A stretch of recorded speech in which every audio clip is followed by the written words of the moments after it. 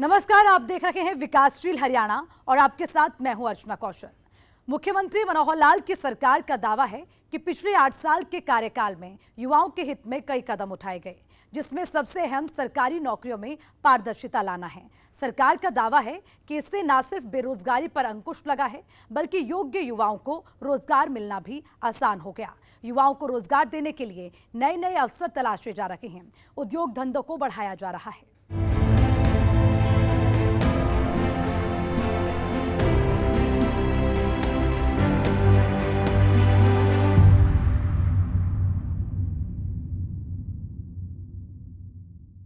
सरकारी नौकरियों में पारदर्शिता का ना होना एक बड़ी समस्या रही है।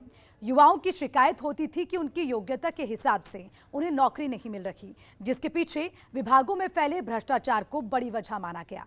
लेकिन मुख्यमंत्री मनोहर लाल की सरकार इन चुनौतियों से पार पाने का दावा कर रही है।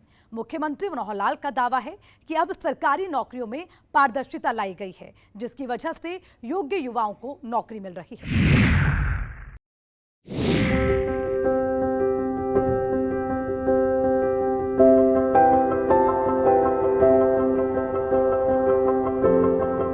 हरियाणा युवाओं का प्रदेश है, लेकिन प्रदेश की ये कड़वी सच्चाई भी रही है कि विभागों में पारदर्शिता की कमी योग्यता को अंदर ही दम घुटने पर मजबूर कर रही थी, जिससे युवाओं में सरकार के प्रति गुस्सा और असंतोष था। साल 2014 के विधानसभा चुनाव में युवाओं ने उन तमाम पार्टियों के वादे को दरकिनार कर दिया, जिनसे वो दशकों से ठगी का शिकार हो रहे थे। जबकि बीजेपी युवाओं को भरोसा दिलाने में सफल रही कि उनकी सरकार बनने पर युवाओं के हित पहली प्राथमिकता में शामिल होगी। लेकिन सवाल था कैसे? सामने चुनौतियों की भरमार थी और पार्टी को अपने वादे भी पूरे करने थे।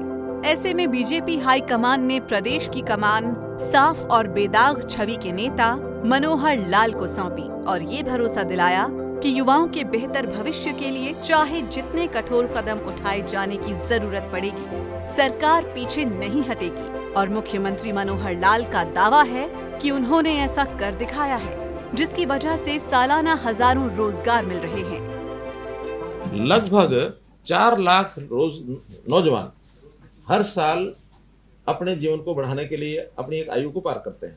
हमारी जो जन्म दर है वो 4.5 लाख है। 18 वर्ष के बाद वो संख्या 4 लाख बढ़ जाती है।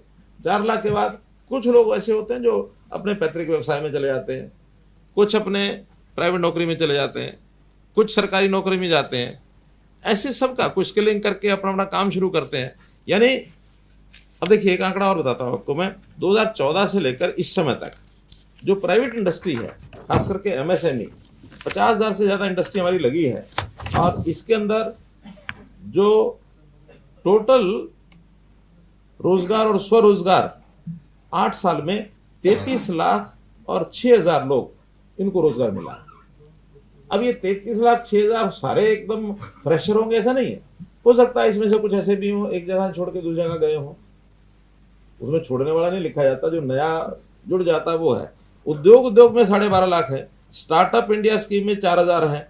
स्टैंड अप इंडिया में 4,000 है। प्रधानमंत्री मुद्रा योजना में जिन्होंने लोन लिया है 16,85,000 लोग हैं। लोन लिया है तो काम के लिए लिया होगा, कोई घर के लिए तो नहीं लिया। इसलिए ये भी स्वरोजगार में आए हैं। प्रधानमंत्री स्वनिधि में 38,000 लोग। अब ये कौन है जो रेडी खड़ी खोमचे वाले, 38,000 वो लोग हैं। सक्षम युवा में 1,71,000 लोग। अब ये ठीक है, सक्षम युवा एकदम रोजगार नहीं है, लेकिन 100 घंटे का काम है, 6,500 या 9,000 रुपया 7,000 रुपया उनको मिलता है, तो इतने लोगों को वो भी काम मिला है। सक्षम सारथी योजना 78,000। अंत्योदय उत्थान मेले जो मैं बता रहा हूँ कि अभी हमने जो मेले लगाए हैं 34,000 लोग वो हैं, उनको लोन अभी लेके दिया है। तो इस प्रकार से 33,000 लोग अगर 8 साल में लगे हैं तो 4 लाख हर साल हो गए। सरकारी नौकरी 1 ही लाख है, तो सरकारी नौकरी में तो 1-1.25 लाख से ज़्यादा हो नहीं सकते। हर साल 20,000, 15,000, 20,000। हर किसी की अपेक्षा ये रहे कि हम सरकारी नौकरी प्राप्त करेंगे, दैट्स नॉट पॉसिबल। हालांकि सरकार को इस काम में कई कठिनाइयां भी सामने आईं, लेकिन कहते हैं ना, जब इरादा कर लिया ऊंची उड़ान का, फिर कद क्या देखना आसमान का। मनोहर लाल पर ये बिल्कुल फिट बैठता है। दृढ़ इच्छा शक्ति और साफ नीयत से सीएम ने अपने हर कदम बेहद सधे तरीके से बढ़ाया और हर उस चुनौती का सामना किया जो प्रदेश के युवाओं के विकास में बाधा बन रही थी। एक विषय जो बार बार आता है, बेरोजगारी।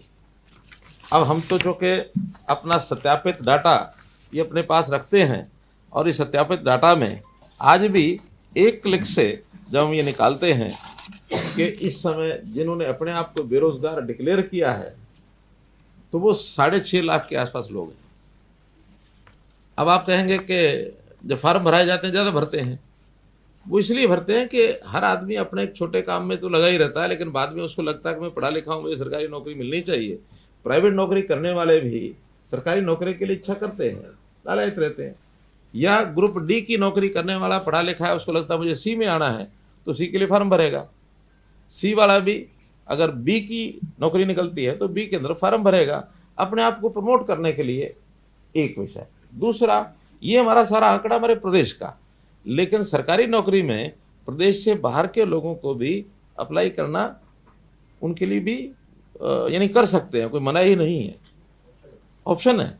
तो बहुत ऐसे आसपास के प्रदेश के लोग भी उसमें आकर के अप्लाई करते हैं। वो उत्तर प्रदेश के हो सकते हैं, वो राजस्थान के हो सकते हैं, वो पंजाब के हो सकते हैं, हिमाचल के हो सकते हैं, दिल्ली के हो सकते हैं। हर किसी को सरकारी नौकरी का एक लालच होता है। अब ये अलग बात है कि हमने उसमें मेरिट के ऊपर करने का एक जो नियम है वो बहुत सख्त बनाया है कि हमारे यहाँ मेरिट के बिना कोई नौकरी पाएगा नहीं।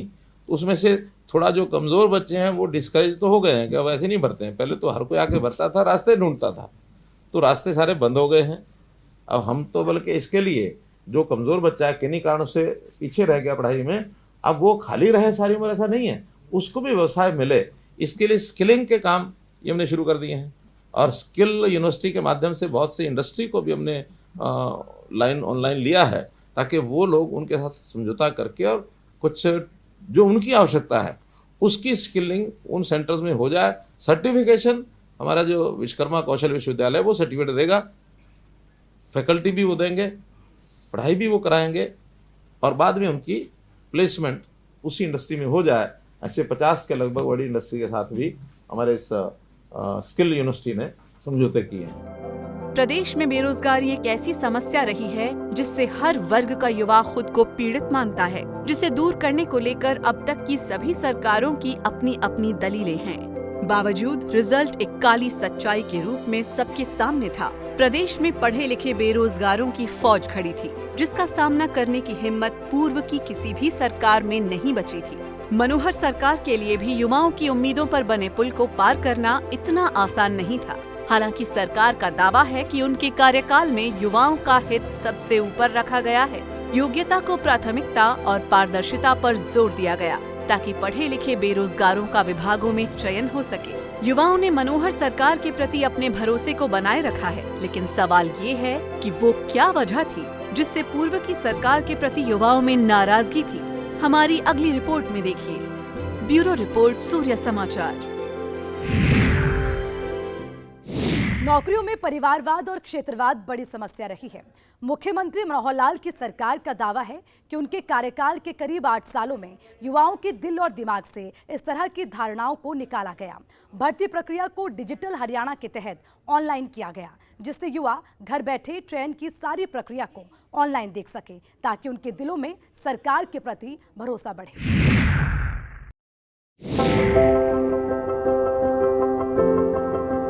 पूर्व की सरकारों पर यह आरोप लगते आए हैं कि नौकरियों में कुछ खास जिलों को महत्व दिया गया, जिससे प्रदेश के अन्य सक्षम युवक हाथ मसलते रह जाते थे। साल 2014 के विधानसभा चुनाव से पहले बीजेपी युवाओं की आवाज बनी। बीजेपी की शिकायत थी कि सरकारी नौकरियों में भेदभाव हो रहा है। बीजेपी के इस आरोप पर युवाओं का भी भरपूर साथ मिला और चुनाव के बाद परिणाम बीजेपी के पाले में आया। सरकार का दावा है कि नौकरियों में पारदर्शिता पर पहले दिन से काम शुरू कर दिया गया और गरीब से गरीब परिवार को कैसे रोजगार से जोड़ा जाए, इस पर काम किया गया है। और जो हमारे कांग्रेस के मित्र बार बार कहते हैं बेरोजगारी बढ़ गई, मैं समझता हूं जो भ्रष्टाचार के और जो इस प्रकार के कैंसर के रोगी भ्रष्टाचार करते थे और इन लोगों के आगे पीछे घूमते थे, वही कहते हैं हम बेकार हो गए, हम बेरोजगार हो गए। अगर उनके भ्रष्टाचारी लोग अगर बेरोजगार होते हैं, इसके कारण से उनको बेरोजगारी का बढ़ा हुआ आंकड़ा मिलता है, तो निश्चित रूप से उस प्रभाव के अंतर्गत वो कहेंगे कि बेरोजगारी ज्यादा हो गई। हम गरीब लोगों को रोजगार देने के लिए उद्योग लगाए, लघु उद्योग भरपूर मात्रा में, लगभग 8.5 लाख लोगों को प्राइवेट रोजगार मिला है। 1 लाख के लगभग लोगों को हमने सरकारी पक्की नौकरियां दिलाई हैं, और ऐसे ही आउटसोर्सिंग पर HKR के माध्यम से भी हमने लोगों को रोजगार दिलाया है। चाहे बैंक से लोन है, चाहे सरकारी ग्रांट है, इस प्रकार के सारे लाभ उनको दिए गए हैं। सबने अपनी आय को बढ़ाने के उद्यम किए हैं। तो इस नाते से मित्रों, हर वर्ग को हमने और लाभ पहुंचाया है। प्रदेश के युवाओं को अब मेरिट और पारदर्शी तरीके से नौकरियां मिल रही हैं, लेकिन इसकी शुरुआत इतनी आसान भी नहीं रही है। प्रदेशवासियों के लिए यकीन करना मुश्किल था कि इतने सालों से चले आ रहे भ्रष्ट सिस्टम को कैसे खत्म किया जा सकता है, लेकिन आज रिजल्ट सभी के सामने है कि विकास के साथ साथ जनजीवन कैसे सुखी हो, उनका जीना कैसे सुलभ बने। नहीं तो आजकल, पहले हमने देखा कि जब सरकार में हम आए थे, वो बात है 2014 की, कि लोग 4था फ्लोर भरा रहता था, शिकायतें लेके लोग पहुंचते थे, ट्रांसफर की एप्लीकेशन लेके पहुंचते थे। हमने कहा नहीं, आप अपने घर बैठे अपनी बात कहो। सीएम विंडो हमने बनाई, ट्रांसफर के लिए कोई एप्लीकेशन देने की जरूरत नहीं है, साल में एक बार हमको बता देंगे, आपकी सीनियोरिटी के हिसाब से ये स्थान आपको मिलेगा, आप 1, 2, 25, 50, 100 कितने ही स्थान भर के दे दो सरकारी कर्मचारी, और उसमें बटन दबाने के बाद एक साथ सबकी ट्रांसफर जो एलिजिबल हो जाएगा। अभी हमारे निशांत सिंह जी कह रहे थे कि जो बेटियां हैं जिनकी शादी होती है, तो शुरू में 2-5 साल छोटे बच्चे होते हैं, वो दूर जाना पड़ता है उनको।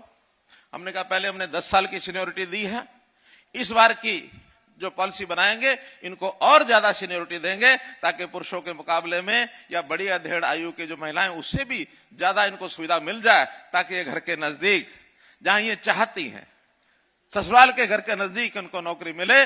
तो ये भी हम सुविधा अगले साल हम ये कर देंगे।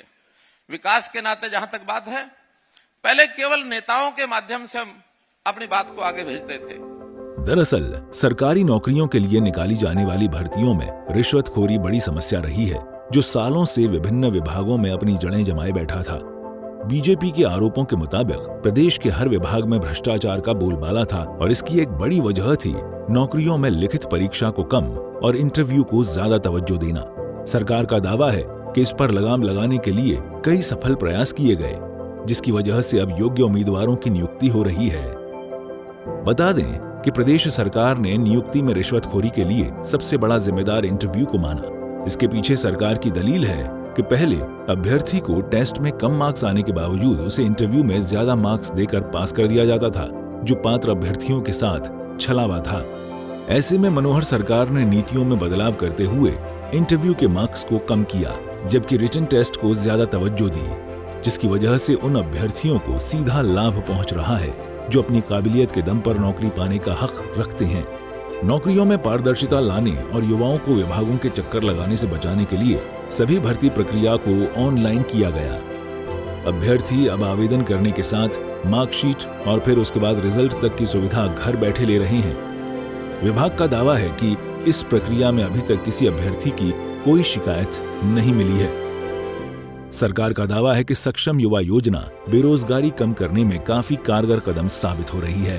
1 नवंबर 2016 को सक्षम युवा योजना की शुरुआत की गई, जिसके तहत प्रदेश के स्नातकोत्तर बेरोजगारों को करीब 100 घंटे काम करने की एवज में 9,000 रुपए प्रतिमाह देना शुरू किया गया। ब्यूरो रिपोर्ट, सूर्या समाचार।